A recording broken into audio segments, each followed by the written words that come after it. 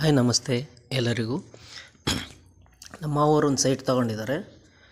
ಈ ಸೈಟ್ ತೊಗೊಂಡು ಅದರಲ್ಲಿ ಮನೆ ಕಟ್ತಿದ್ದಾರೆ. ಪೂರ್ವ ಬಾಗಿಲು ಸೈಟು ಮತ್ತು ಇದು ಪೂರ್ವಕ್ಕೆ ರೋಡ್ ಇದೆ.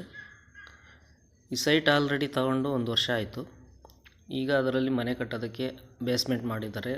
ಆಲ್ರೆಡಿ ಕಲ್ಲು ಸಿಮೆಂಟು ಎಲ್ಲ ಸ್ಟಾಕ್ ಮಾಡ್ಕೊಂಡಿದ್ದಾರೆ. ಜಲ್ಲಿ ಸಿಮೆಂಟು ಮತ್ತು ಇಟ್ಟಿಗೆ ಮರಳು ಸ್ಟಾಕ್ ಮಾಡ್ಕೊಂಡಿದ್ದಾರೆ. ಮತ್ತು ಈಗ ಅದು ಮುಂದಕ್ಕೆಲ್ಲ ಬೀಮ್ ಹಾಕೊಳ್ಳೋಕ್ಕೋಸ್ಕರ JCBನಲ್ಲಿ ಗುಂಡಿ ಹೊಡೆಸ್ತಾ ಇದ್ದಾರೆ. ಗುಂಡಿ ಆದ ತಕ್ಷಣ ಅದಕ್ಕೆಲ್ಲ ಪಿಲ್ಲರ್ ಹಾಕ್ಕೊಳ್ಬೇಕು ಮತ್ತು ತೊಟ್ಟಿ ಮಾಡಬೇಕು. ಒಂದು ತೊಟ್ಟಿ ಮಾಡೋಕ್ಕೋಸ್ಕರನೂ JCB ಕರೆಸಿದ್ದಾರೆ ಈಗ.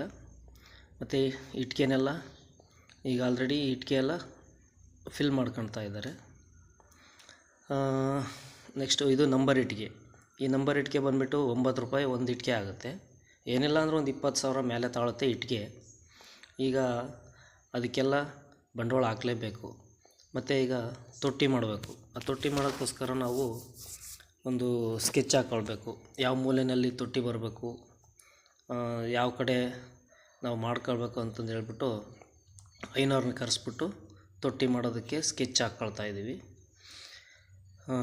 ನೋಡಿ ಹಾಕ್ಕೊಳ್ತಾ ಇದ್ದೀವಿ. ಮತ್ತು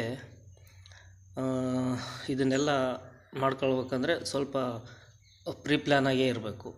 ಯಾವಾಗಲೂ ತೊಟ್ಟಿ ಫಸ್ಟ್ ಇರಬೇಕು, ನೆಕ್ಸ್ಟು ಮನೆ ಇಟ್ಕೊಳ್ಬೇಕು. ಯಾಕಂದ್ರೆ ಆ ತೊಟ್ಟಿ ನೀರನ್ನೇ ಉಪಯೋಗಿಸ್ಕೊಂಡು ಮನೆ ಕಟ್ಟಬೇಕು.